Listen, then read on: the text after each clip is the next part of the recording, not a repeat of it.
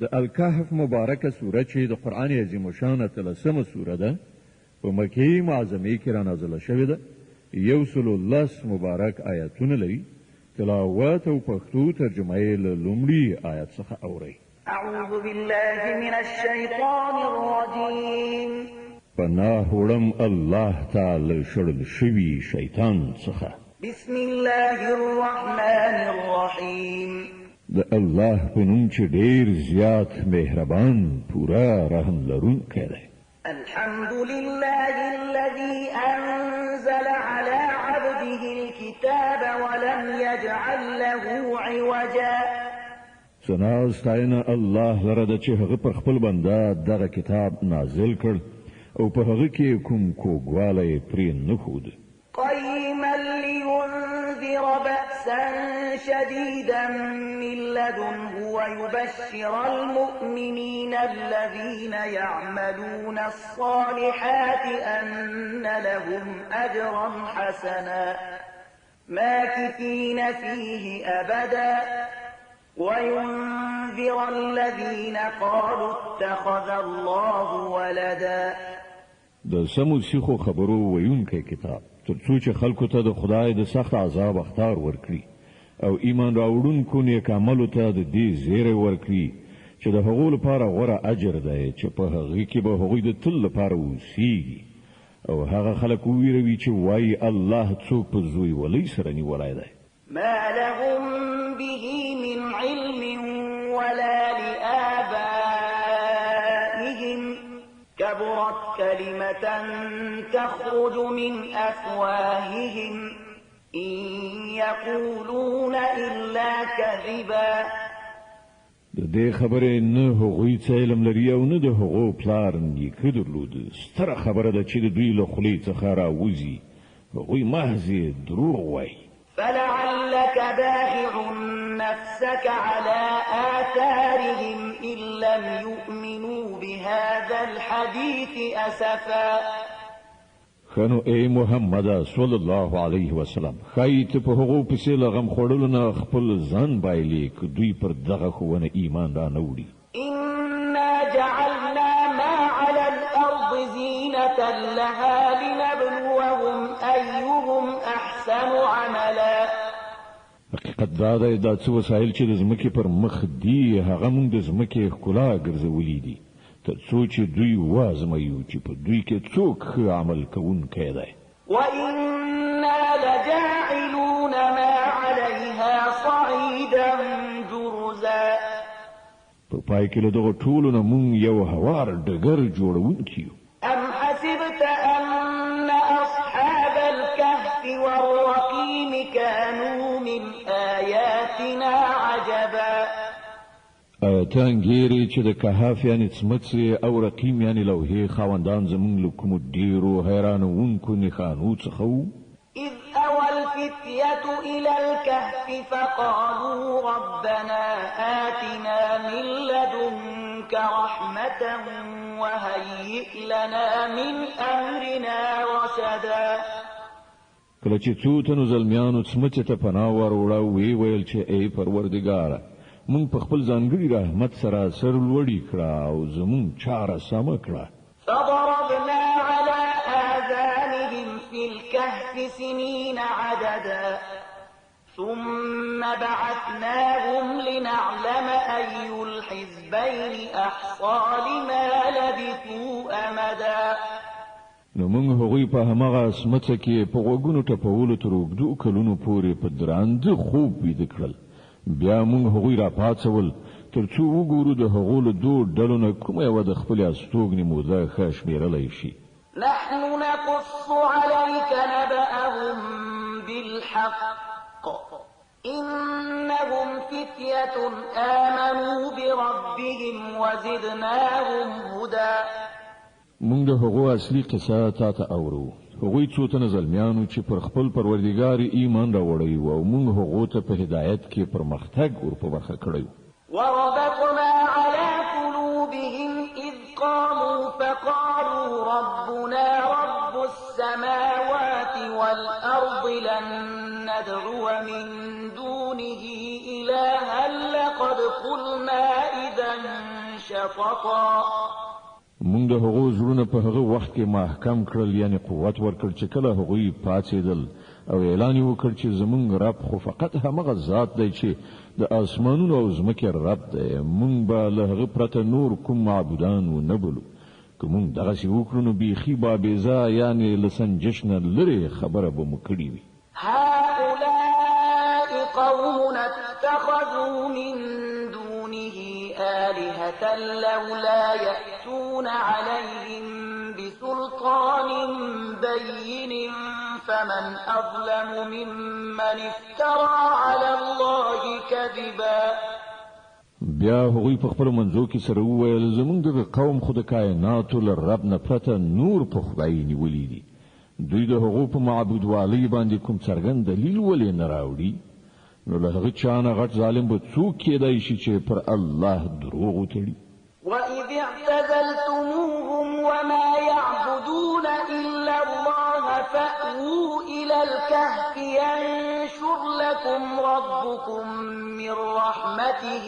ويهيئ لكم من أمركم مرفقا کله چې اوس تاسې له هغو او د هغو له غیر الله معبودانو څخه خپلې اړیکې پرې کړې دي نو زوی فلانۍ سمڅې ته پناه یوسئ ستاسې رب به پر تاسې د خپل رحمت لمن پراخه کړي او ستاسې د کار لپاره به لارې چارې برابرې کړي وترى الشمس إذا طلعت تزاور عن كهفهم ذات اليمين وإذا غربت تقرضهم ذات الشمال وهم في فجوة منه ذلك من آيات الله من يهد الله فهو المهتد ومن يضلل فلن تجد له وليا مرشدا کته هغوی په سمڅه کې لیدلی وای نو داسې به درته ښکاره شوی و چې لمر چې کله راخیږي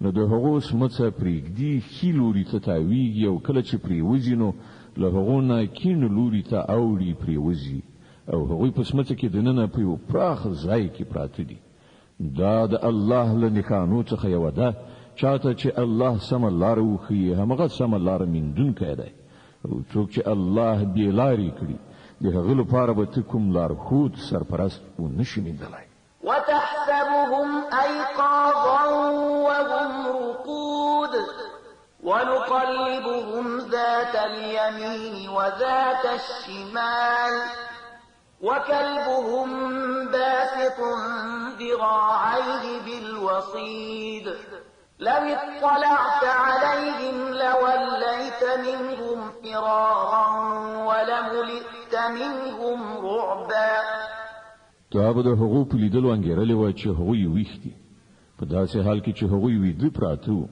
موږ هغوی په ښي او کیڼ اړخ باندې اړول را اړول او د هغو سپي د سمڅې په خولو کې څنګلې غوړولې ناست که تا چیرته په یو کلکشک پټ غوندې هغوی لیدلی وای نو په شا به ورڅخه په تیښته راګرځېدلی وای او پر تا به د هغو له لیدنې نه هیبت ناست وای وكذلك بعثناهم ليتساءلوا بينهم قال قائل منهم كم لبثتم قالوا لبثنا يوما أو بعض يوم قالوا ربكم أعلم بما لبثتم فابعثوا أحدكم بورقكم هذه إلى المدينة فلينظر أيها أزكى طعاما فليأتكم برزق منه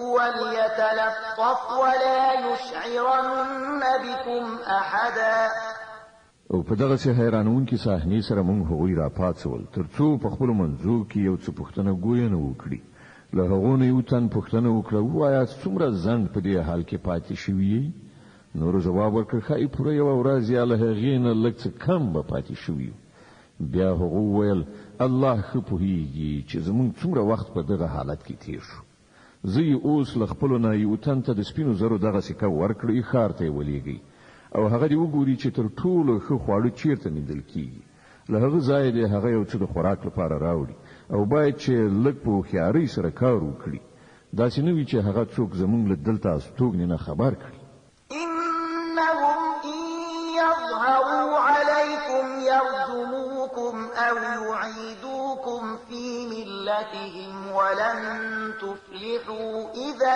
أبدا که چیرته د هغو لاس پر مونږ برشي نو سنګسار به مو کړي یا به مو بیرته په زور خپل دین ته واړوي او که داسې وشول نو مونږ به هیڅکله بری ونه شو موندلی وكذلك أعثرنا عليهم ليعلموا أن وعد الله حق وأن الساعة لا ريب فيها إذ يتنازعون بينهم أمرهم فقالوا ابنوا عليهم بنيانا ربهم أعلم بهم قال الذين غلبوا على أمرهم لنتخذن عليهم مسجدا په دې ډول مونږ ښاریان د هغو له حاله خبر کړل تر څو چې خلک وپوهیږي چې د الله وعده رښتونې ده او دا چې د قیامت ساعت به بې له شک شو به نه راشي خو لږ شان پاملرنه وکړي چې کله د غور کولو اصلي خبره دا وه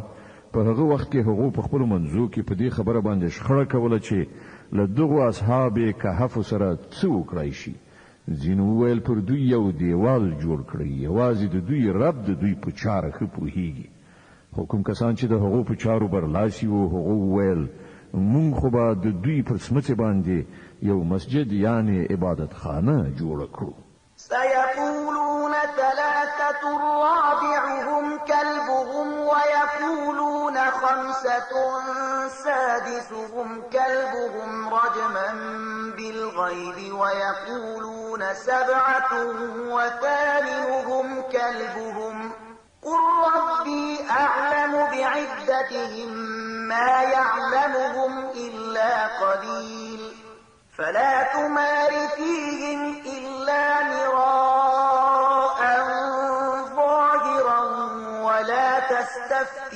فيهم منهم أحدا ځینې کسان به ووایي چې هغوی درې تنه وو او څلورم د هغو سپی وو او ځینې نور به ووایي چې پنځه وو او شپږم د هغو سپی وو دا ټولې بې ځایه د بې خبرۍ ویناوې دي ځینې نور خلک وایي چې وو او اتم د هغو سپی وو ووایه زما رب ښه پوهیږي چې هغوی څو تنه وو لږو کسانو ته د هغو صحیح شمیر معلوم دی نو ته له سطحي خبرې زیات د هغو د شمیر په برخه کې له خلکو سره بحث مه کوه او مه د هغو په باب له چا نه څه پوښتنه کوه ولا تقولن لشيء إني فاعل ذلك غدا إلا أن يشاء الله واذكر ربك إذا نسيت وقل عسى أن يهديني ربي لأقرب من هذا رشدا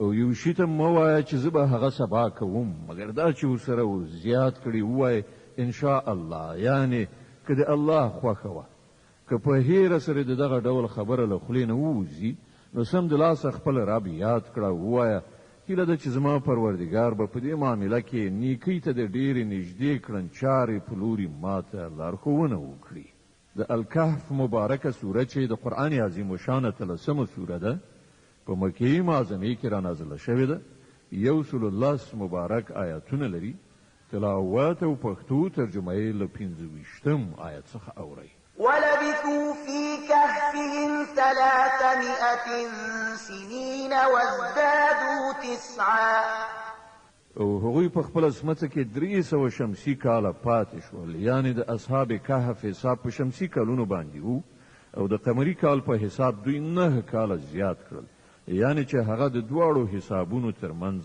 فرق دی قل الله أعلم بما لبثوا له غيب السماوات والأرض أبصر به وأسمع ما لهم من دونه من ولي ولا يشرك في حكمه أحدا توه الله د هغو د استوګنې په موده ډیر ښه پوهیږي د آسمانونو او ځمکې ټول پټ حالات همغه ته معلوم دي هغه څومره ښه لیدونکی او اوریدونکی دی د ځمکې او اسمان د مخلوقاتو هیڅ خبر اخیستونکی له هغه پرته نشته او هغه په خپل حکومت کې څوک نه شریکوي. واتل ما أوحي إليك من كتاب ربك لا مبدل لكلماته ولن تجد من دونه ملتحدا. ای محمد، ستا د پروردګار له کتاب نه چې څه تا ته وحی کړی شوي دي هغه چې څنګه دي همغسې واوروه. د هغه په کلام کې بدلون نشته او ته له ده نه پرته د پناه ځای نشي موندلی. واصبر نفسك مع الذين يدعون ربهم بالغداة والعشي يريدون وجهه ولا تعد عيناك عنهم تريد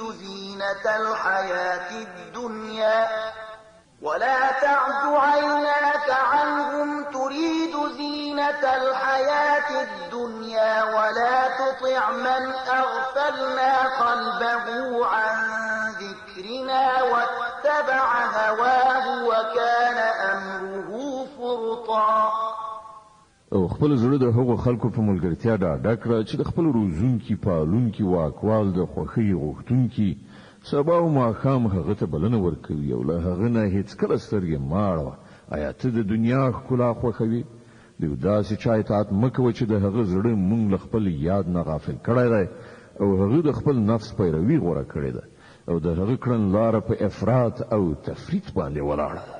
وقل الحق من ربكم فمن شاء فليؤمن ومن شاء فليكفر إنا أعتدنا للظالمين نارا أحاط بهم سرادقها وإن يستغيثوا يغاثوا بماء كالمهل يشوي الوجوه بئس الشراب وساءت مرتفقا. په ډنګ پیلي ووایه چې دغه حق دی ستا د رب له لوري. اوس که د چا زړه غواړي ودې مني او که د چا زړه غواړي منکر دی شي.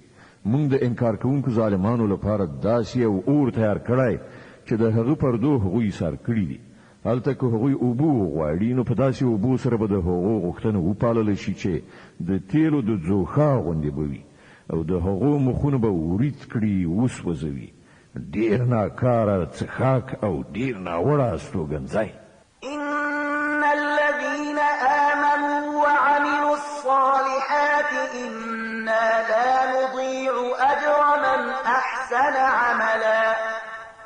پاتې شول هغه کسان چې ویمني او ښه عملونه وکړي نو دا یقیني ده چې موږ د نیکوکارانو اجر نه ضایع کوو.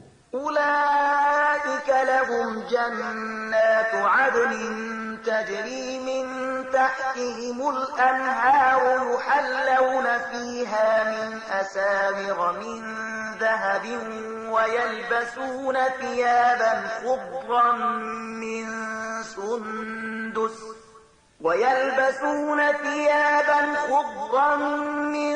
سندس وإستبرق متكئين فيها على الأرائك نعم الثواب وحسنت مرتفقا. د هغو لپاره تل سمسور باغونه دي چې تر هغو لاندې به ویالې بهیږي. هلته به هغوی د سرو زرو په بنګړیو سینګار کړی شي. د نریو ورېښمو اطلسو او مخملو شنې جامې به واغوندي او د هسکو بالښتونو ته به تکیه وهلي کیني. ډېر ښه اجر او د لوړې درجې هستوګنځی. واضرب لهم مثلا رجلين جعلنا لأحدهما جنتين من أعناب وحففناهما بنخل وجعلنا بينهما زرعا. ای محمد صلی الله علیه وسلم، دوی ته یو مثال وړاندې کړه. دوه تنه وو، له هغو نه یو ته موږ د انګورو دوه باغونه ورکړل او د هغو چارچاپیر مو د خرماو د ونو قطار جوړ کړ او د هغو په منځ کې مو کرونده پیدا کړه. كلتا الجنتين آتت أكلها ولم تظلم منه شيئا وفجرنا خلالهما نهرا وكان له ثمر فقال لصاحبه وهو يحاوره أنا أكثر منك مالا وأعز نفرا. باغونه خکې راز سمسور شول او په بارنیولو کې یو بڅری کموالی هم را نوست. دننه په هغو باغونو کې مونږ یو ویالو وبهوله او هغه ته ښه حاصلات ورکړل.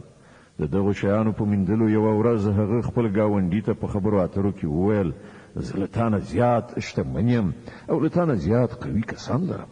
ودخل جنته وهو ظالم لنفسه قال ما أظن أن تبيد هذه أبدا وما أظن الساعة قائمة ولئن رددت إلى ربي لأجدن خيرا منها منقلبا.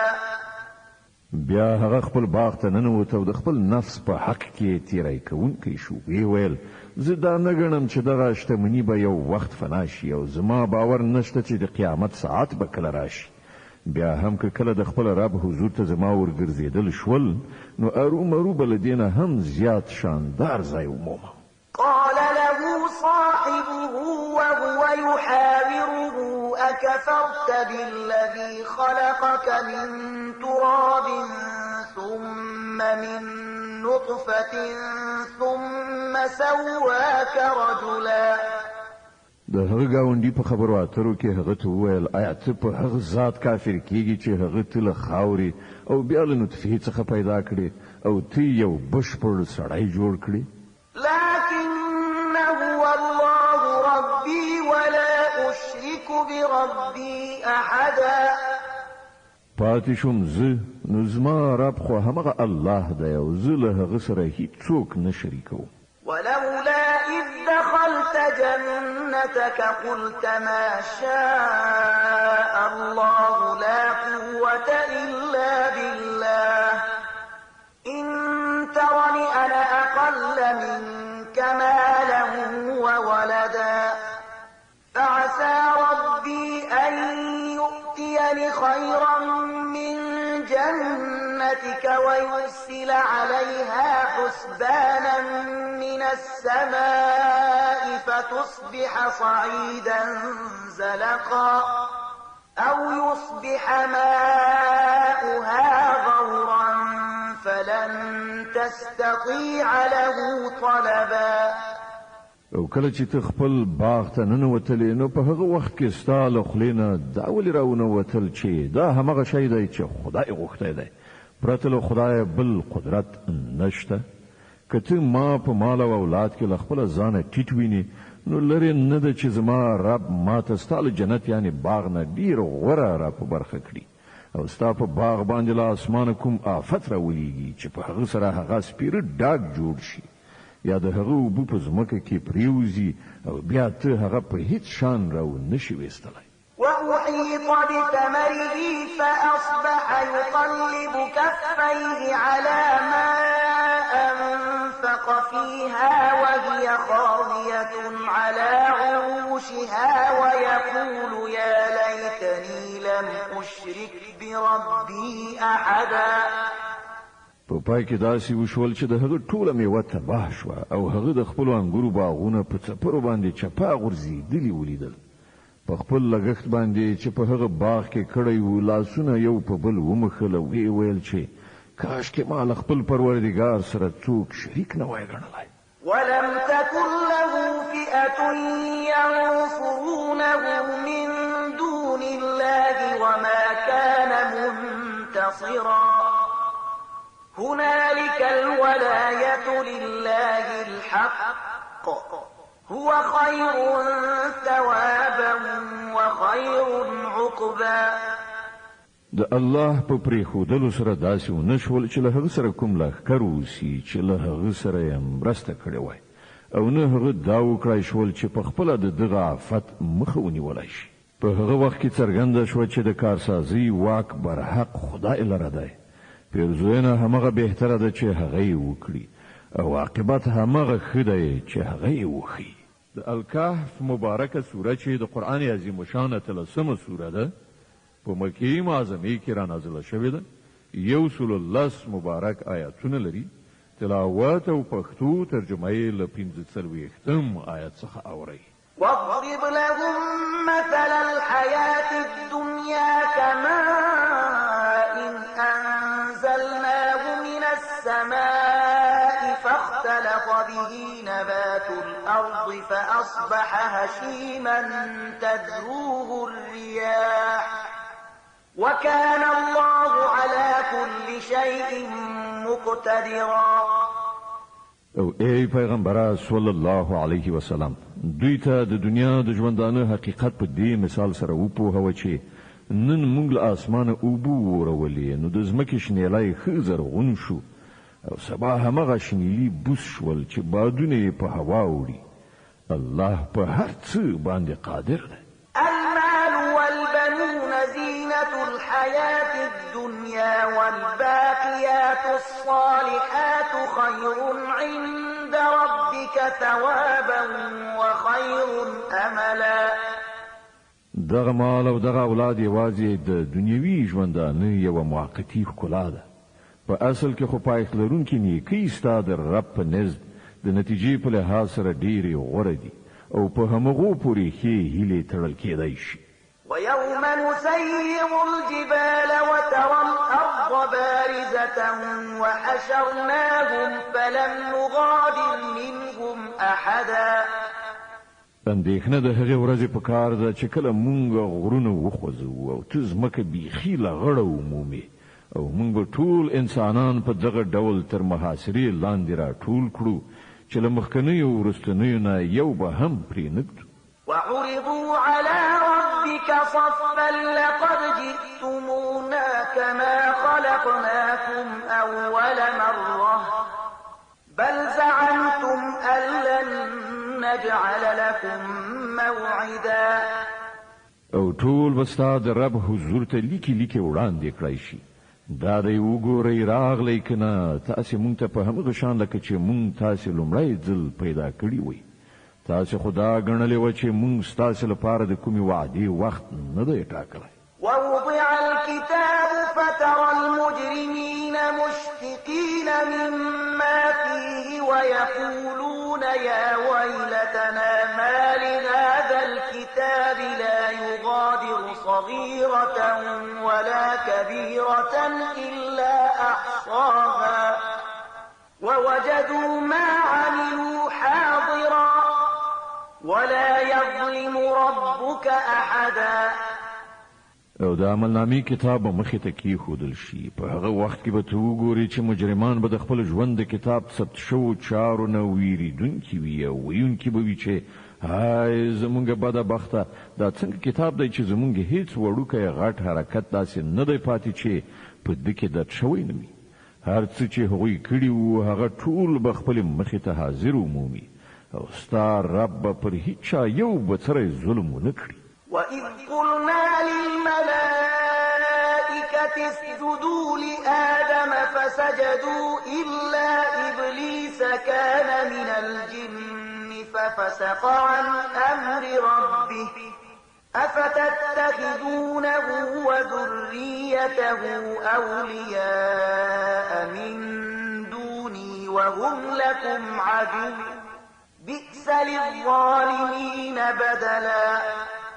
یاد کړه چې کله مونږ پرښتو ته وویل چې آدم علیه السلام ته سجده وکړئ نو هغوی سجده وکړه خو ابلیس ونه کړه. هغه له پیریانو څخه و ځکه د خپل رب د حکم له منلو نه ووت. اوس آیا تاسې له ما څخه پرته هغه او د هغه زوزات خپل سرپرستان نیسئ په داسې حال کې چې هغوی ستاسې دښمنان دي؟ ډېره ناوړه بدله ده چې ظالمان یې غوره کوي.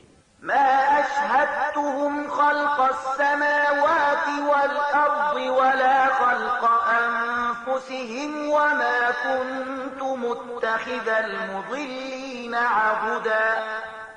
ما د اسمانونو او ځمکې د پیدا کولو په وخت کې هغوی نه رابللي او نه مې په خپله د هغو په پیدایښت کې هغوی شریک کړي وو.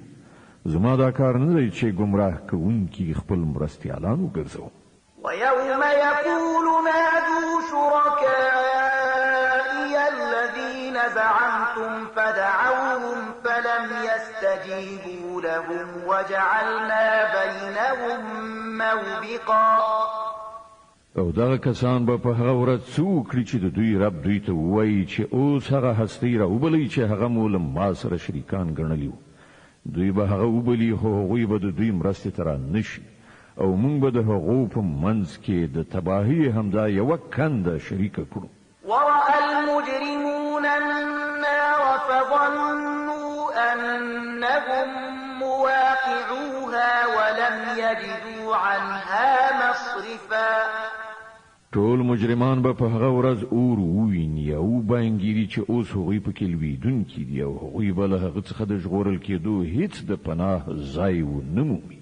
ولقد صرفنا في هذا القرآن للناس من كل مثل وكان الإنسان أكثر شيء جدلا.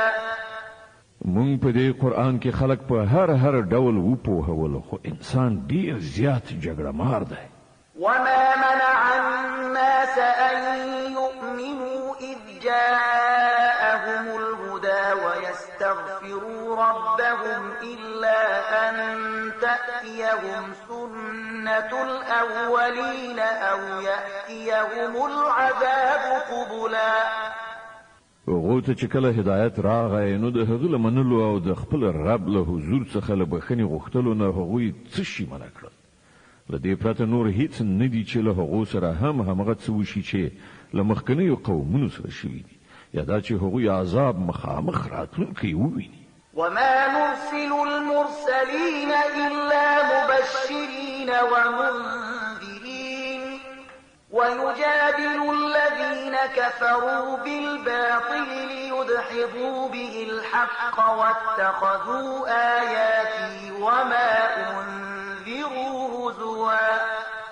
مونږ پیغمبران له دې کار نه پرته د کوم غرض لپاره نه لیږو چې هغوی د زیری ورکولو او اخطار ورکولو دنده سرته ورسوي.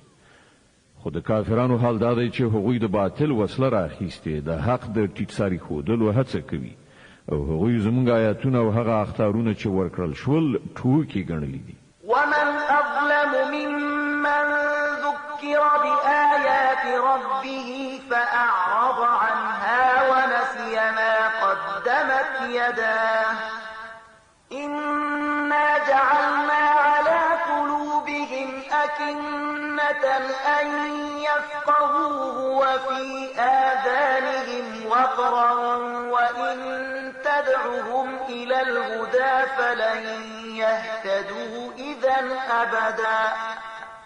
او له هغه چانه غټ ظالم بل څوک دی چې هغه ته د هغه پروردګار د آیاتونو په اورولو نصیحت وشي او هغه ورڅخه مخ واړوي او هغه ناوړه عاقبت هیر کړي چې د هغه سرشته د ځان لپاره په خپل لاسونو سره کړی ده. کوم کسانو چې دغه کړن لار کړی ده د هغه پر زړونو مونږ داسې پوښه چولای دی چې نه پریږدو هغه د قرآن په خبرو وپوهیږي او د هغه په غوګونو کې مو کونوالی پیدا کړی دی. تکه هغوی هر څومره د هدایت خواته وبلي هغوی به په دې حالت کې هیڅ کله سم لار ونه مومي. وربك الغفور ذو الرحمة لو يؤاخذهم بما كسبوا لعجل لهم العذاب بل لهم موعد لن يجدوا من دونه موئلا. ستارب خورا بخونکی او رحم کوونکی دی. هغه که د دوی په کړو وړو باندې د دوی مؤاخذه کول غوښتلای نو سم د لاسه به عذاب لګلای وای خو د دوی لپاره د وعدې ونې ټاکل شوې ده او دوی به له هغې نه د ځان ژغورلو او تېښتې هیڅ لاره ونه مومي. وتلك القرى أهلكناهم لما ظلموا وجعلنا لمهلكهم موعدا. دا په عذاب اخته شوي کلي ستاسې تر نظر لاندې موجود دي. دوی چې کله ظلم وکړ نو موږ دوی هلاک کړل او د دوی هر یو د هلاکت لپاره موږ نیټه ټاکلې وه. وإذ قال موسى لفتاه لا أبرح حتى أبلغ مجمع البحرين أو أمضي حقبا. دوی ته لږ هغه قصه واوروه چې موسی علیه السلام ته پیښه شوې وه. کله چې موسی علیه السلام خپل خدمتګار ته ویلي و چې زه به تر هغه خپل سفر پای ته ونه رسوم تر څو چې د دواړو سیندونو یو ځای کېدو حتی ونه رسیږم که نه نو زه به تر ډیره وخته پورې همداسې روان یم. فلما بلغا مجمع بينهما نسيا حوتهما فاتخذ سبيله في البحر سربا. نو کله چې هغوی دواړه د هغو دواړو سیندونو د یو ځای کېدو حتی ورسېدل نو له خپل ماهي نه غافل شول او هغه په داسې شان په سیند کې لاړل لکه چې کومه پخه لاره جوړه شوې وي. فلما جاوزا قال لفتاه آتنا غداءنا لقد لقينا من سفرنا هذا نصبا. وړاندې چې لاړل موسی علیه السلام خپل خدمتګار ته وویل راوړه زموږ سباناره د نن ورځې په سفر کې خو موږ ډېر زیات ستومانه شوي یو. قال أرأيت إذ أوينا إلى الصخرة فإني نسيت الحوت وما أنسانيه إلا الشيطان أن أذكره واتخذ سبيله في البحر عجبا. خدمتګار وویل ته ولیدل دا څه وشول؟ کله چې موږ د هغه کټ سره دمه جوړه کړې وه په هغه وخت کې ماهي ته زما پام نه شو او شیطان زه داسې په غفلت کې واچولم چې تا ته د هغه یادول راڅخه هیر شول. ماهي خو په عجیبه ډول ووت په سیند کې لاړ. قال ذلك ما كنا نبغ فارتدا على آثارهما قصصا فوجدا عبدا من عبادنا آتيناه رحمة من عندنا وعلمناه من لدنا علما. موسی علیه السلام وویل مونږ خو د همدې په لټه کې وو. نو هغوی دواړه په خپلو پلونو قدم په قدم په شا ستانه شول او هلته هغوی زموږ له بندګانو څخه یو بنده ومینده چې هغه مونږ په خپل رحمت سرلوړی کړی او له خپل لوري نه مو یو خاص علم ور په برخه کړی. قال له موسى هل أتبعك على أن تعلمني مما علمت رشدا. موسی علیه السلام هغه ته وویل آیا زه له تا سره پاتې کېدای شم تر څو چې ته ما ته هغه علم را زده کړې چې تا ته درښودل شوی دی؟ قال إنك لن تستطيع معي صبرا. هغه ځواب ورکړ ته له ما سره صبر نشې کولی. وكيف تصبر على ما لم تحط به خبرا. او له کوم شي نه چې ته نه یې خبر پر هغه څنګه صبر کولی شي؟ قال ستجدني إن شاء الله صابرا ولا أعصي لك أمرا. موسی علیه السلام وویل ان شاء الله ته به ما صبر کوونکی بیا مومي او زه به په هیڅ چاره کې ستا له امر نه سر ونه غړو. قال فإن اتبعتني فلا تسألني عن شيء حتى أحدث لك منه ذكرا. هغه وویل ښه ده که ته له ما سره ځې نو له ما څخه د هیڅ خبرې پوښتنه مه کوه تر څو چې ما په خپله د هغې یادونه درته نه وي کړي. فانطلقا حتى إذا ركبا في السفينة خرقها قال أخرقتها لتغرق أهلها لقد جئت شيئا إمرا. نو بیا دواړه وخوځېدل تر دې پورې چې کله هغوی په یو کښتۍ کې سپاره شول نو هغه په کښتۍ کې سوری وکړ. موسی علیه السلام وویل ته په دې کې د دې لپاره سوری وکړ چې د کښتۍ سپرلۍ غرقه کړي دا خو تا ډېر سخت حرکت وکړ. قال ألم أقل إنك لن تستطيع معي صبرا. هغه وویل ما تا ته نو ویلي چې ته له ما سره صبر نشې کولی؟ قال لا تؤاخذني بما نسيت ولا ترهقني من أمري عسرا. موسی علیه السلام وویل په هیره مې مه نیسه زما په برخه کې ته لږ غوندې له سختۍ نه کار مه اخله. فانطلقا حتى إذا لقيا غلاما فقتله قال أقتلت نفسا زكية بغير نفس لقد جئت شيئا نكرا. بیا هغوی دواړه لاړل تر دې پورې چې له یوه هلک سره مخامخ شول او هغه سړی هغه وواژه. موسی علیه السلام وویل تا یو بېګناه وواژې په داسې حال کې چې هغه څوک نه ووژلي. دا کار خو دې ډېر بد وکړ. قال ألم أقل لك إنك لن تستطيع معي صبرا. وویل ما تا ته نه ویلي چې ته له ما سره صبر نشي کولی؟ قال إن سألتك عن شيء بعدها فلا تصاحبني قد بلغت من لدني عذرا. موسی علیه السلام وویل له دې نه وروسته که ما در څخه د څه پوښتنه وکړه نو بیا ته ما له ځانه سره مه پرېږده. دا ځل خو زما له لوري درته عذر وړاندې شو. فانطلقا حتى إذا أتيا أهل قرية استطعما أهلها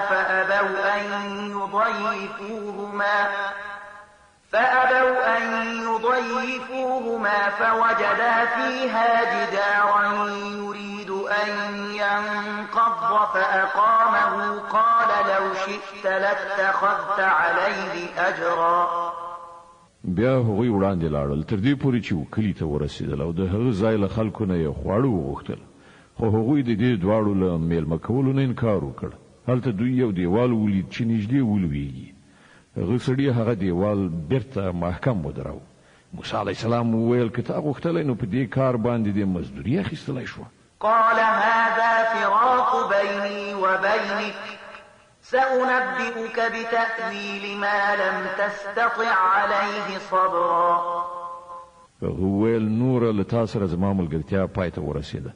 اوس زه تا د دغو خبرو په حقیقت خبروم چې پر هغه باندې تا صبر ونه شو کړی. أما السفينة فكانت لمساكين يعملون في البحر فأردت أن أعيبها وكان وراءهم ملك يأخذ كل سفينة غصبا. د هغې کښتۍ موضوع دا ده چې هغه د څو تنو بېوزلو کسانو وه چې په سیند کې د زیارکښۍ مزدوري کوله. ما وغوښتل چې هغه عیبي کړم ځکه چې وړاندې د یو داسې باچا سیمه وه چې هره بیړۍ په زور اخیستله. وأما الغلام فكان أبواه مؤمنين فخشينا أن يرهقهما طغيانا وكفرا. پاتې شو هغه هلک د هغه مور او پلار مؤمنانو. مونږ ویریدو چې دغه هلک به په خپلې سرکشي او کفر سره هغوی تنګ کړي. فأردنا أن يبدلهما ربهما خيرا منه زكاة وأقرب رحما.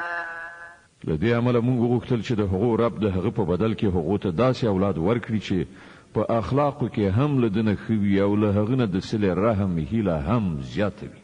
وأما الجدار فكان لغلامين يتيمين في المدينة وكان تحته كنز لهما وكان أبوهما صالحا فأراد ربك أن يبلغا أشدهما ويستخرجا كنزهما رحمة من ربك وما فعلته عن أمري ذلك تأويل ما لم تستطع عليه صبرا. او دغه دیوال معاملات دا ده چې دا د دوه یتیمانو هلکانو دی چې په دغه ښار کې اوسېږي. تر دغه دیوال لاندې د دغو ماشومانو لپاره یوه خزانه ښخه ده او د هغو پلار یو ښه سړی و. له دې امله ستا رب وغوښتل چې دغه دواړه ماشومان د ځوانۍ سن ته ورسېږي او خپله خزانه راوباسي. دا ستا د رب د رحمت په اساس شوي دي. ما په خپل سر څه نه دي کړي. دا دی د هغو خبرو حقیقت چې تا پرې صبر ونه شو کړی. ويسألونك عن ذي القرنين قل سأتلو عليكم منه ذكرا. او اے محمد صلی الله علیه وسلم دوی له تانه د ذوالقرنین په باب پوښتنه کوي. دوی ته ووایه زه به د هغه څه حال تاسې ته واورم. إنا مكنا له في الأرض وآتيناه من كل شيء سببا فأتبع سببا حتى إذا بلغ مغرب الشمس وجدها تغرب في عين حمئة ووجد عندها قوما قلنا يا ذا القرنين تعذب وإما أن تتخذ فيهم حسنا. مونږ هغه ته په ځمکه کې قدرت ورکړیو او هر ډول وسایل او اسباب مور بخلیو. هغه لومړی د لویدیځ خواته د یو اقدام اسباب برابر کړل، ان تر دې پورې چې کله هغه د لمر پریواتو تر حد ورسېدو نو هغه لمر په تورو اوبو کې ډوبېدونکی ولید او هلته یو قوم وموند. مونږ وویل ای ذوالقرنینه، ته دا وس هم لري چې دوی په تکلیف کړي او دا هم چې ښه چارچلند ورسره وکړي. قال أما من ظلم فسوف نعذبه ثم يرد إلى ربه فيعذبه عذابا نكرا. هغه وویل څوک چې له دوی نه ظلم وکړي مونږ به هغه ته سزا ورکړو، بیا به هغه د خپل رب لوري ته ورګرځول شي او هغه به ورته لا سخت سزا ورکړي. وأما من آمن وعمل صالحا فله جزاء الحسنى وسنقول له من أمرنا يسرا. او له دوی نه چې څوک ایمان راوړي او ښه عمل وکړي د هغه لپاره غوره مکافات دی او موږ به ورته اسانه حکمونه ورکړو. ثم أتبع سببا حتى إذا بلغ مطلع الشمس وجدها تطلع على قوم لم نجعل لهم من دونها سترا. كذلك وقد أحطنا بما لديه خبرا. بیا هغه د یو بل اقدام تیاری ونیو تر دې پورې چې د لمر خاته حتی ورسېد. هلته یې ولیدل چې لمر په یو داسې قوم باندې راخیږي چې مونږ د هغه لپاره له تودوخې نه د ژغورل کېدو څه لاره چاره نه ده برابره کړې. د هغو دغه حالو او له ذوالقرنین سره چې څه وو په هغه باندې مونږ پوهېدلو. ثم أتبع سببا حتى إذا بلغ بين السدين وجد من دونهما قوما لا يكادون يفقهون قولا. بیا هغه د یو بل اقدام لارې چارې برابرې کړې تر دې پورې چې کله د دوه غرونو منځ ته ورسېد نو له هغو سره هغه یو داسې قوم بیا مون چې په ډېره سختۍ سره په کومه خبره پوهېده. قالوا يا ذا القرنين إن يأجوج ومأجوج مفسدون في الأرض فهل نجعل لك خرجا على أن تجعل بيننا وبينهم سدا. هغو خلکو وویل چې ای ذوالقرنینه، یاجوج او ماجوج په دې سیمه کې فساد خوروي، نو آیا مونږ تا ته د دې لپاره څه محصول درکړو چې ته زمونږ او د هغو په منځ کې یو بند واچوي؟ قال ما مكنني فيه ربي خير فأعينوني بقوة أجعل بينكم وبينهم ردما. هغه وویل څه چې زما پروردګار ما ته را په برخه کړي دي هغه ډیر دي، تاسې په بشري قوا له ما سره مرسته وکړئ، زه ستاسې او د هغو په منځ کې بند اچوم. آتوني زبر الحديد حتى إذا ساوى بين الصدفين قال انفخوا حتى إذا جعله نارا قال آتوني أفرغ عليه قطرا. ما ته آهن چادر راوړی، په پای کې چې کله هغه د دواړو غرونو ترمنځ کنډو ډک کړ نو خلکو ته یې وویل چې اوس اور بل کړئ، تر داسې اندازې پورې چې کله دغه اوسپنې دیوال بیخي لکه د اور په شان سور شو. نو هغه وویل راوړئ چې اوس په دې باندې ویلي کړي مس وڅڅو. فما استطاعوا أن يظهروه وما استطاعوا له نقبا. دغه بند داسې و چې یاجوج ماجوج ورباندې نشوی راختلی او په هغه کې سوری کول له دې نه هم ورته زیات ګران. قال هذا رحمة من ربي فإذا جاء وعد ربي جعله دكاء وكان وعد ربي حقا. ذوالقرنین وویل دا زما د پروردګار رحمت دی، خو کله چې زما د رب د وعدې نیټه رارسیږي نو دا به میده میده هوار کړي او زما د پروردګار وعده حق ده.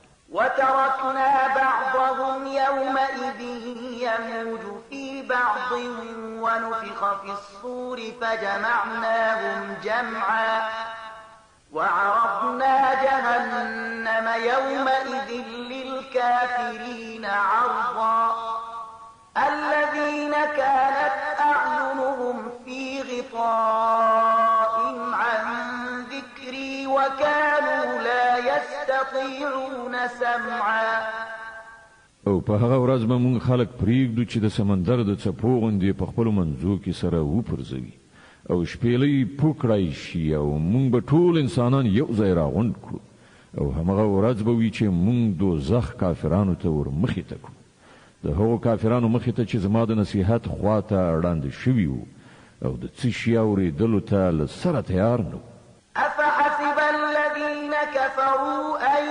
يتخذوا عبادي من دوني أولياء إنا أعتدنا جهنم للكافرين نزلا نو آیا دغه خلک چې کفر غوړه کړی دی دا یې ګڼلې ده چې له ما څخه پرته زما بندگان خپل کارسازان ونیسي مونږ د دغسې کافرانو د میلمستیا لپاره دوزخ تیار کړی دی قل هل ننبئكم بالأخسرين أعمالا الذين ضل سعيهم في الحياة الدنيا وهم يحسبون أنهم يحسنون صنعا ای محمد صلی الله علیه وسلم دوی ته ووایه آیا مونږ تاسې ته وښیو چې په خپلو عملونو کې تر ټولو زیات ناکام او نامراده خلک څوک دي هغه چې په دنیوي ژوندانه کې هلې ځلې له سمې لارې منحرفې شوې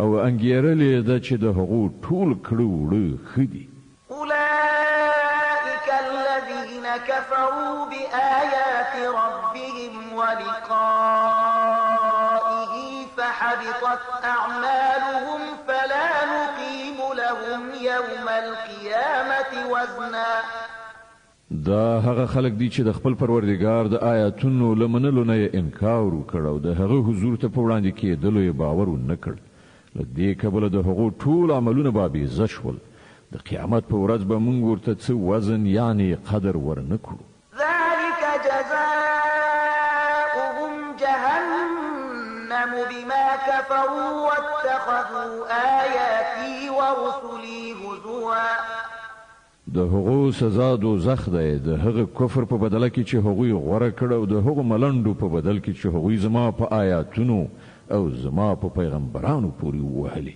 إن الذين آمنوا وعملوا الصالحات كانت لهم جنات الفردوس نزلا خالدين فيها لا يبغون عنها حولا البته کوم کسانو چې ایمان راوړ او ښه عملونه وکړل د هغو میلمستون به د فردوس باغونه وي چې هغوی به پکې د تل لپاره اوسیږي او هیڅکله به له هغه ځایه وتل او چیرته تلل د هغو زړه ونه غواړي قل لو كان البحر مدادا لكلمات ربي لنفد البحر قبل أن تنفد كلمات ربي ولو جئنا بمثله مددا ای محمد صلی الله علیه وسلم وای چې که سمندر زما د رب د خبرو د لیکلو لپاره سیاهي شي نو هغه به ختم شي خو زما د رب خبرې به پای ته نه وي رسېدلې بلکې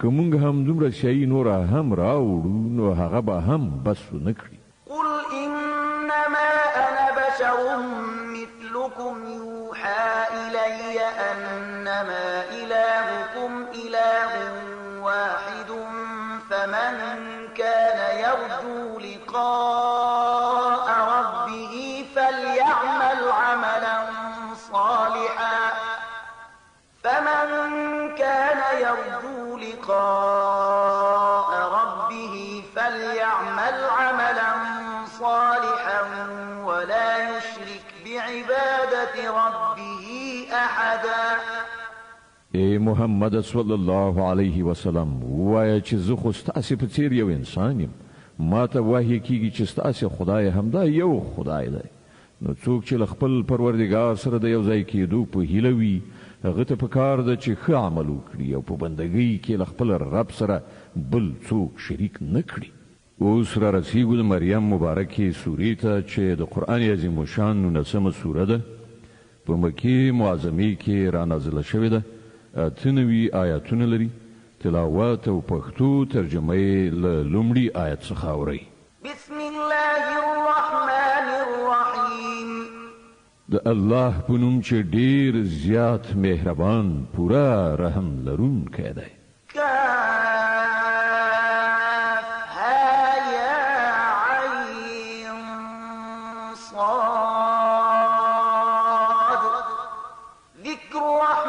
ربك عبده زكريا إذ نادى ربه نداء خفيا. كاف ها يا عين صاد.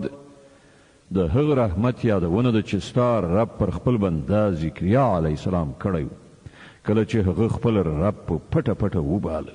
قال رب إني وهن العظم مني واشتعل الرأس شيبا ولم أكن بدعائك رب شقيا. غرض وکړه ای پروردګار زما ان هډوکي کمزوري شوي دي او سر مې له ډېر زوړ والي نه بل وهي. ای پروردګار زه هیڅکله له تا څخه په دعا غوښتنه کې نامراده نه یم پاتې شوی. وإني خفت الموالي من ورائي وكانت امرأتي عاقرا فهب لي من لدنك وليا يرثني ويرث من آل يعقوب واجعله رب رضيا. زلزانه وروسته د خپل قوم له بدۍ نه ویریږم او زما میرمن شنډه ده. نو ما ته په خپل ځانګړي لورینه او داسې وارث را په برخه کړه چې زما وارث هم وي او د یعقوب د کورنۍ میراث هم ومومي. او ای پروردګار هغه یو غوره انسان وګرځوه. يا زكريا إنا نبشرك بغلام اسمه يحيى لم نجعل له من قبل سميا. جواب ورکړ شو ای زکریا مونږ تا ته دیو هلک زیری درکو چې د هغه نوم به یحیی وي. مونږ په دې نامه له دې نه مخکې هیڅ سړی نه دی پیدا کړی. قال رب أنا يكون لي غلام وكانت امرأتي عاقرا وقد بلغت من الكبر عتيا.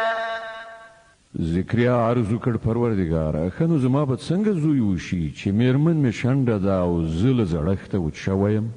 قال كذلك قال ربك هو علي هين وقد خلقتك من قبل ولم تك شيئا.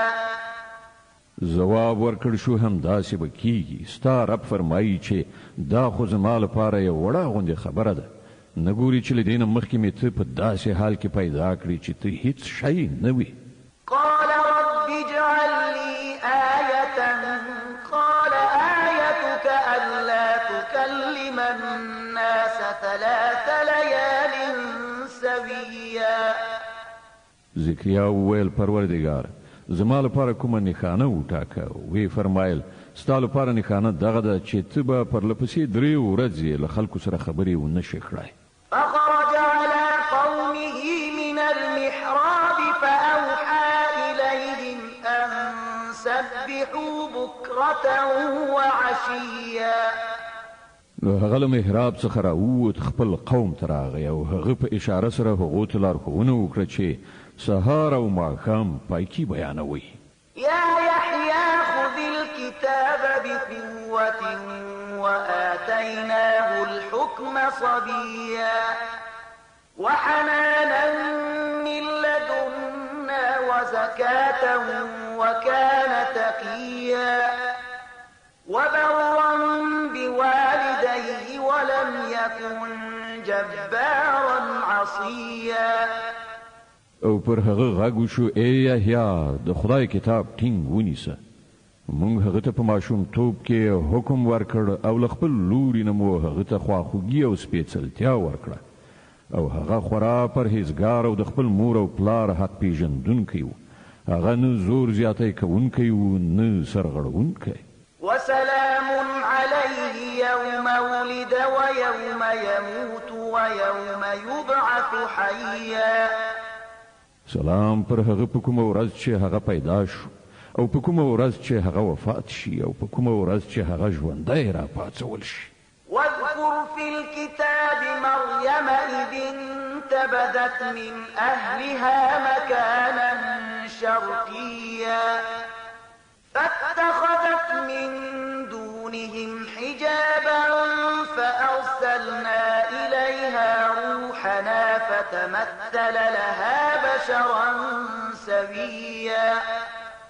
او اے محمد صلی الله علیه وسلم په دې کتاب کې د مریم حال بیان کړه چې کله هغه خپل اړوندو کسانو په بیلیدو ختیځه خوا کې ګوښه شوی و او پرده یې نیولې وه له هغو نه پټه ناسته وه. په دغه حالت کې موږ هغې ته خپل روح یعنې فرښته ولېږله او هغه د هغې په وړاندې په بشپړه انساني بڼه کې څرګنده شوه. قالت إني أعوذ بالرحمن منك إن كنت تقيا. مریم ناڅاپه نارې کړې چې که ته کوم له خدایه ویریدونکی سړی نو زه له تا نه د رحمان پناه غواړم، ما ته مه رانږدې کېږه. قال إنما أنا رسول ربك لأهب لك غلاما زكيا. هغه وویل زه ستا د پروردګار استازی یم او د دې لپاره لیږل شوی یم چې تا ته یو سپېڅلی هلک درکړم. قالت أنا يكون لي غلام ولم يمسسني بشر ولم أك بغيا. مریم وویل زما به څنګه هلک وشي چې کله زه کوم بشر لمس کړی قدرې نه یم او نه زه کومه بدکاره ښځه یم. قال كذلك قال ربك هو علي هين ولنجعله آية للناس ورحمة منا وكان أمرا مقضيا. پرښتې وویله همداسې به کېږي، ستا رب فرمایي چې دغسې کول ماته ډېر اسانه دي او موږ به دا د دې لپاره وکړو چې هغه هلک د خلکو لپاره یوه نښانه شي او زموږ له لوري یو رحمت او دا کار سرته رسېدونکی دی. فحملته فانتبذت به مكانا قصيا. مریم د دغه ماشوم امیندواره شوه او هغه له دې امیندوارۍ یعنې هلک سره چې په ګېډه کې درلود یو لرې ځای ته لاړه. فأجاءها المخاض إلى جذع النخلة قالت يا ليتني مت قبل هذا وكنت نسيا منسيا. بیا د لنګوال کړاو ورباندې د خرما ترېوې ونې لاندې راغی. هغې وویل کاشکې زه له دې نه مخکې مړه وای او نوم نښان مې نه وای پاتې شوی. فناداها من تحتها ألا تحزني قد جعل ربك تحتك سريا. پرښتې له لاندې هغې ته غږ وکړ، ویې ویل مه خفه کېږه، ستا پروردګار تر تا لاندې یوه چینه وبهولې ده. وهزي إليك بجذع النخلة تساقط عليك رطبا جنيا. او ته لږ غوندې د دغې ونې ډډ وخوځوه، پر تا به خوږې ښېرازه خرماوې راتوی شي. فكلي واشربي وقري عينا فإما ترين من البشر أحدا فقولي إني نذرت للرحمن صوما فلن أكلم اليوم إنسيا. نو وخوره وڅښه او خپلې سترګې په دغه هلک روښانه کړه. بیا که کوم یو انسان دی ولیدو نو ورته ووایه چې ما د رحمان خدای لپاره روژه نظر منلې ده، له دې امله نن به زه له هیچ چا سره خبرې ونه کړم. فأتت به قومها تحمله قالوا يا مريم لقد جئت شيئا فريا. بیا هغه له دې ماشوم سره خپل قوم ته راغله. خلکو وویل ای مریم دا خو تا ستر جرم وکړ. يا أخت هارون ما كان أبوك امرأ سوء وما كانت أمك بغيا. ای د هارون خورې نستا پلار کوم بد سړی و او نستا مور کومه بدکاره ښځه وه. فأشارت إليه قالوا كيف نكلم من كان في المهد صبيا. مریم د ماشوم لوري ته اشاره وکړه. خلکو وویل موږ له ده سره څه خبرې وکړو چې په زانګو کې پروت یو ماشوم دی. قال إني عبد الله آتاني الكتاب وجعلني مباركا أينما كنت وأوصاني بالصلاة والزكاة ما دمت حيا وبرا بوالدتي ولم يجعلني جبارا شقيا والسلام علي يوم ولدت ويوم أموت ويوم أبعث حيا. ماشوم غږ وکړ زه د الله بنده یم. هغه ماته کتاب را کړ او پیغمبر یې کړم او برکتي یې کړم هر چیرته چې اوسم او د لمانځه او زکات د پابندۍ حکم را کړ تر څو پورې چې زه ژوندی اوسم او د خپل مور د حق ادا کوونکی وګرځولم او زه سرغړونکی او بدبخته نه یم ګرځولی. سلام دی پر ما کله چې زه پیدا شوم او کله چې مړ شم او کله چې ژوندی را پاڅول شم. ذلك عيسى ابن مريم قول الحق الذي فيه يمترون. دغه د مریم د زوی عیسی سرګذشت او دغه د هغه په باب هغه رښتیانۍ خبره چې په هغه کې خلک شک کوي. ما كان لله أن يتخذ من ولد سبحانه إذا قضى أمرا فإنما يقول له كن فيكون. د الله دا کار نه دی چې هغه څوک په زوی ولی ونیسي. هغه پاک ذات دی. هغه چې کله د کومې خبرې فیصله کوي نو وایي چې شه او همغسې کیږي. وإن الله ربي وربكم فاعبدوه هذا صراط مستقيم. او عیسی ویلی و چې الله زما رب هم دی او ستاسې رب هم نو تاسې د هغه بندګي وکړئ همغه سمه لاره ده. فاختلف الأحزاب من بينهم فويل للذين كفروا من مشهد يوم عظيم. خو بیا بیلا بیلو ډلو په خپلو منځو کې په اختلاف لاس پورې کړ. نو کوم خلک چې کافر شول د هغو لپاره به هغه وخت د سترې تباهۍ وي چې کله هغوی یوه لویه ورځ وګوري. أسمع بهم وأبصر يوم يأتوننا لكن الظالمون اليوم في ضلال مبين. کله چې هغوی زمونږ په وړاندې حاضر وي په هغه ورځ خو به د هغوی غوږونه هم ښه اورېدونکي وي او سترګې به یې هم ښې لیدونکي وي مګر نن دغه ظالمان په څرګنده ګمراهۍ کې اخته دي. وأنذرهم يوم الحسرة إذ قضي الأمر وهم في غفلة وهم لا يؤمنون. ای محمد صلی الله علیه وسلم په دغه حالت کې چې دوی غافل دي او ایمان نه راوړي دوی له هغې ورځې نه وویروه چې کله فیصله وکړی شي او له پښیمانتیا پرته بله چاره نه وي. إنا نحن نرث الأرض ومن عليها وإلينا يرجعون. په پای کې به همدا موږ د ځمکې او د هغې د ټولو شیانو وارثان یو او ټول به زموږ لوري ته راوګرځول شي. واذكر في الكتاب إبراهيم إنه كان صديقا نبيا. او په دې کتاب کې د ابراهیم علیه السلام قصه بیان کړه. بېشکه هغه یو ریښتونی انسان او پیغمبر و. إذ قال لأبيه يا أبت لم تعبد ما لا يسمع ولا يبصر ولا يغني عنك شيئا. دوی ته لږ هغه وخت ور یاد کړه چې کله هغه خپل پلار ته وویل چې پلار جانه ته ولې د هغو شیانو عبادت کوې چې نه څه اوري نه څه ویني او نه ستا څه کار جوړولی شي. يا أبت إني قد جاءني من العلم ما لم يأتك فاتبعني أهدك صراطا سويا. پلار جانا ما ته یو داسې علم راغلی دی چې تا ته نه دی راغلی.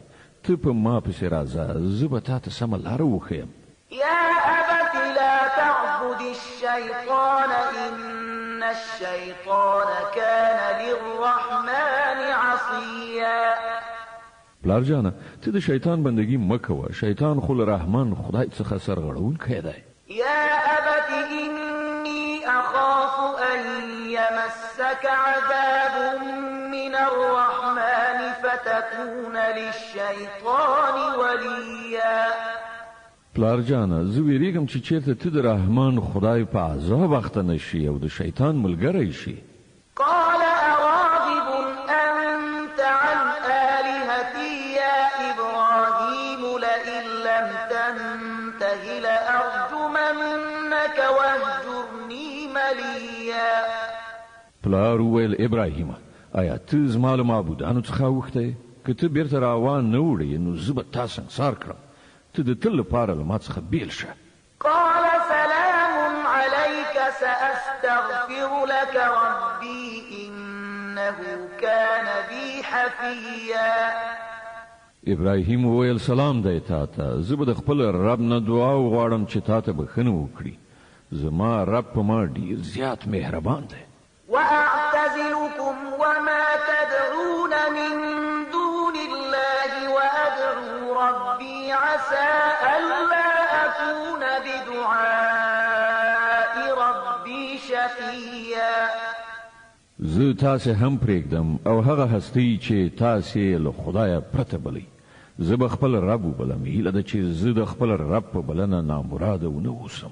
فلما اعتزلهم وما يعبدون من دون الله وهبنا له إسحاق ويعقوب وكلا جعلنا نبيا. نو کله چې هغه له هغو خلکو نه او د هغو له غیر الله معبودانو نه بیل شو، نو موږ هغه ته اسحاق او یعقوب غوندې اولاد ورکړ او هر یو مو پیغمبر کړ. ووهبنا لهم من رحمتنا وجعلنا لهم لسان صدق عليا. او هغو ته مو خپل رحمت ور په برخه کړ او هغوی مو ریښتوني نومیالي کړل. واذكر في الكتاب موسى إنه كان مخلصا وكان رسولا نبيا. او په دې کتاب کې د موسی علی السلام یادونه وکړه. هغه یو غوره کړی شوی شخص او استازی پیغمبر و. وناديناه من جانب الطور الأيمن وقربناه نجيا. موږ هغه د تور له ښي اړخ نه وباله او د راز په خبرو اترو سره مو نږدېوالی ور په برخه کړ. ووهبنا له من رحمتنا أخاه هارون نبيا. او په خپل مهرباني سره مو د هغه ورور هارون پیغمبر وګرځاو، هغه ته مو د مرستیال په ډول ورکړ. واذكر في الكتاب إسماعيل إنه كان صادق الوعد وكان رسولا نبيا. او په دې کتاب کې د اسماعیل یادونه وکړه. هغه په وعده کې ریښتونی و او خاص استازی پیغمبر و. وكان يأمر أهله بالصلاة والزكاة وكان عند ربه مرضيا. هغه خپل کورنۍ ته د لمانځه او زکات حکم کاوه او د خپل رب په وړاندې یو غوره انسان. واذكر في الكتاب إدريس إنه كان صديقا نبيا ورفعناه مكانا عليا. او په دې کتاب کې د ادریس یادونه وکړه. هغه یو ریښتونی انسان او یو پیغمبر و او هغه مونږ لوړ مقام ته خېژولی و. د مریم مبارکه سوره چې د قرآن عظیم الشان 19مه سوره ده، په مکې معظمې کې را نازله شوې ده. 98 مبارک آیاتونه لري. تلاوت او پښتو ترجمه یې له 55 آیت څخه اوري.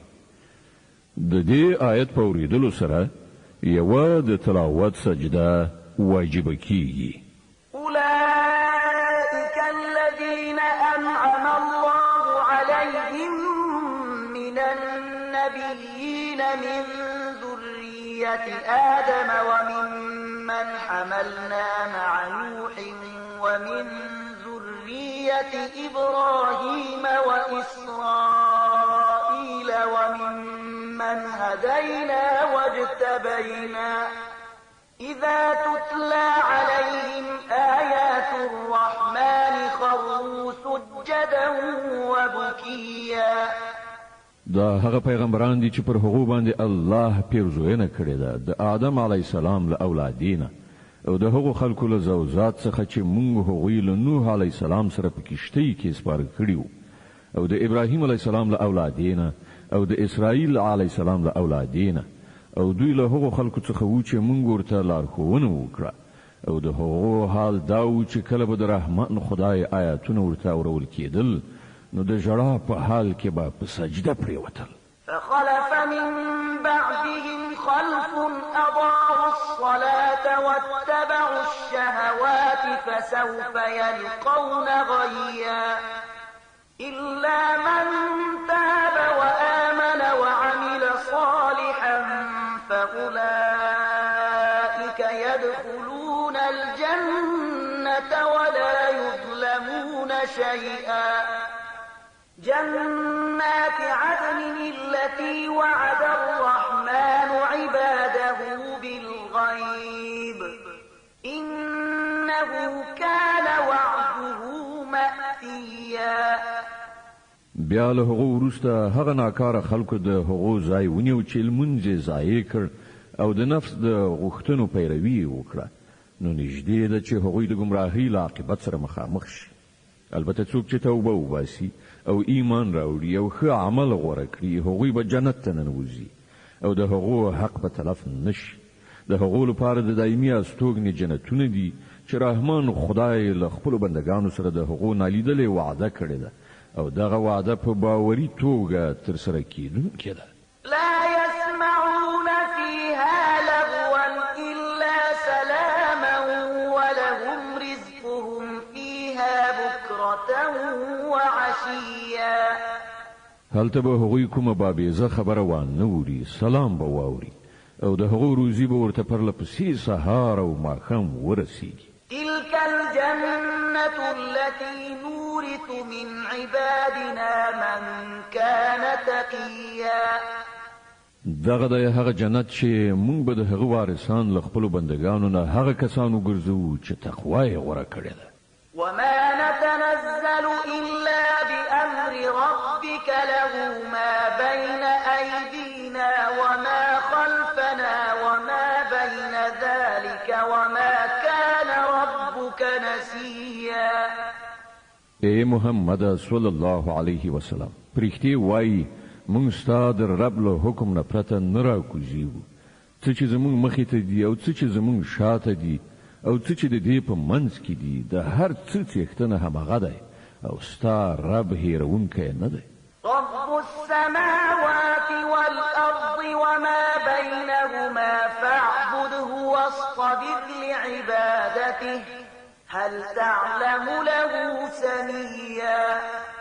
هغه د اسمانونو او ځمکې او ټولو هغو شیانو رب دی چې د اسمان او ځمکې ترمنځ دي نو ته د هغه بندګي وکړه او د همغه په بندګۍ باندې کلک اوسه.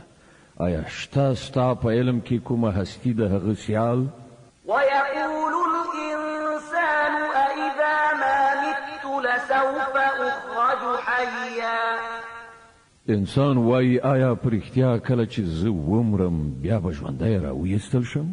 أولا يذكر الإنسان أنا خلقناه من قبل ولم يك شيئا. آیا انسان نور یادوي چې موږ مخکې دای پیدا کړی دی په داسې حال کې چې دای هیڅ شی هم نه و؟ فوربك لنحشرنهم والشياطين ثم لنحضرنهم حول جهنم جثيا.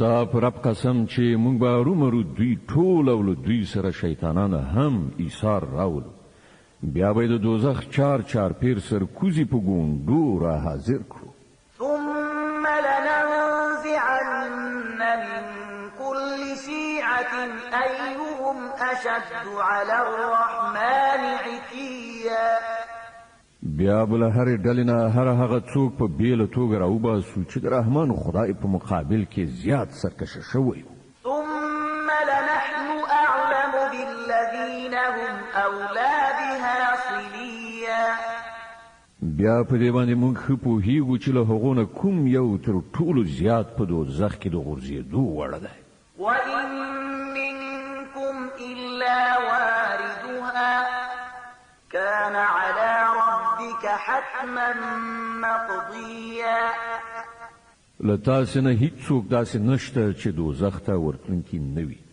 دا خو یوه فیصله شوې خبره ده چې د هغې ترسره کول ستا د رب په غاړه دي ثم ننجي الذين اتقوا ونذر الظالمين فيها جثيا بیا به موږ هغه کسان وژغورو چې په دنیا کې پرهیزګاران او ظالمان به په همغه کې غورځېدلي پرېږدو وإذا تتلى عليهم آياتنا بينات قال الذين كفروا للذين آمنوا أي الفريقين خير مقاما وأحسن نديا دوی ته چې کله زموږ روښانه آیاتونه ورول کیږي نو منکران مؤمنانو ته وایي وښایاست زموږ دواړو ډلو نه کومه یوه په ښه حالت کې ده او د چا غونډې زیاتې شانداره دي وكم أهلكنا قبلهم من قرن هم أحسن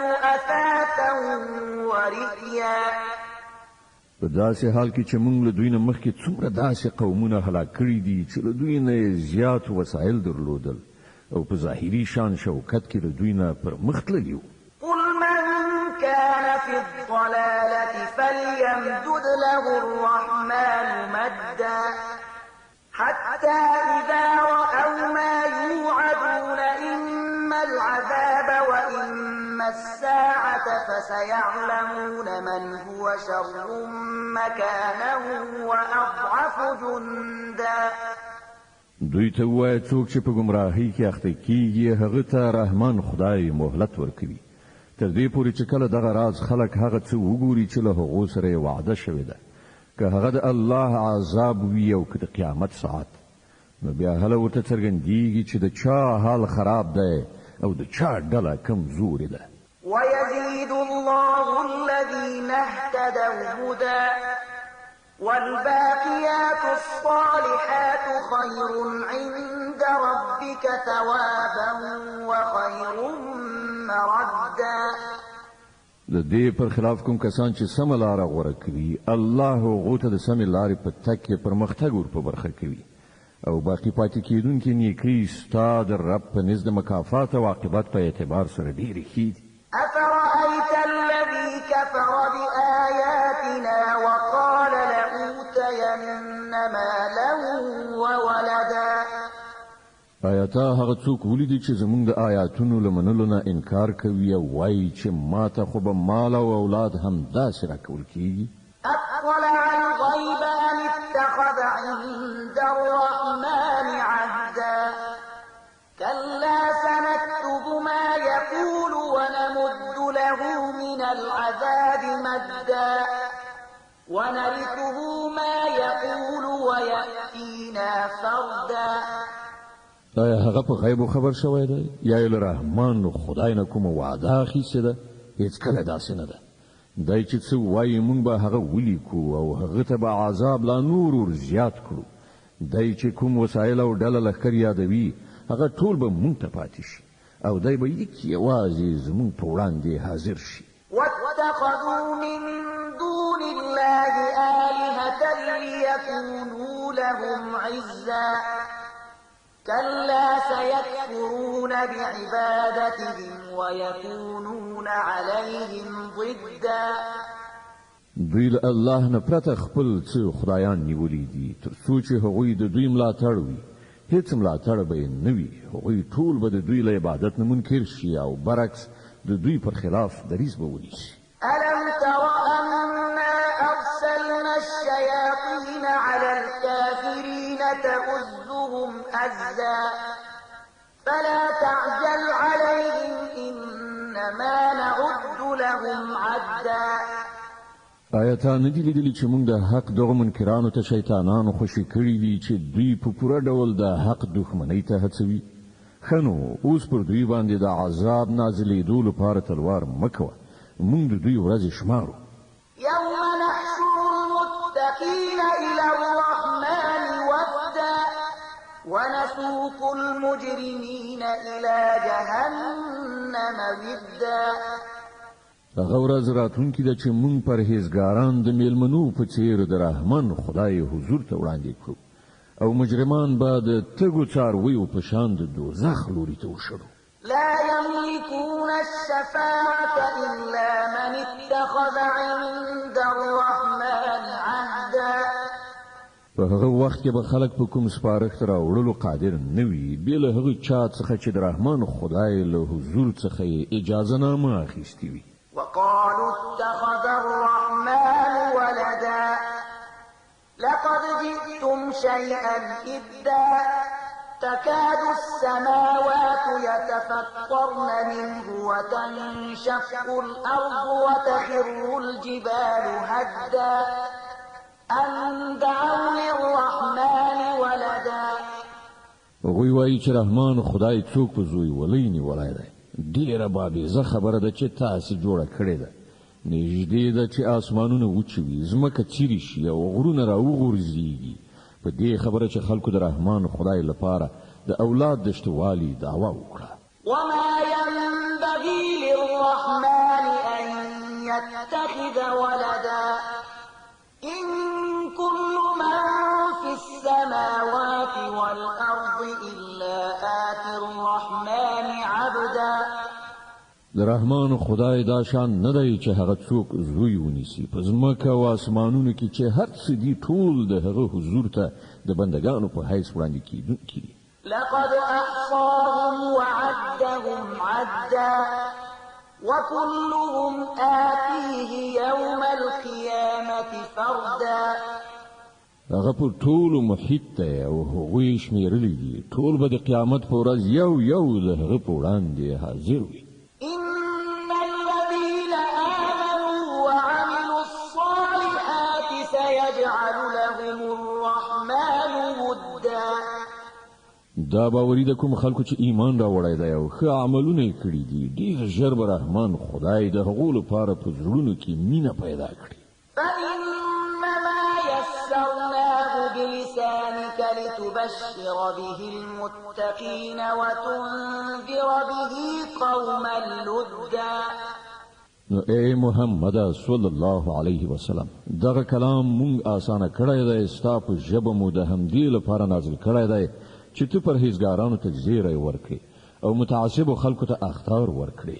وكم أهلكنا قبلهم من قرن هل تحس منهم من أحد أو تسمع لهم ركزا. لدينا مخکې مونږ څومره قومونه هلاک کړي دي نو نن چیرته ته د هغو نښه نښانه مومي یا کوم غږ هم چیرته اوري. صدق الله العظيم. الله ستر رښتیا ویونکی دی.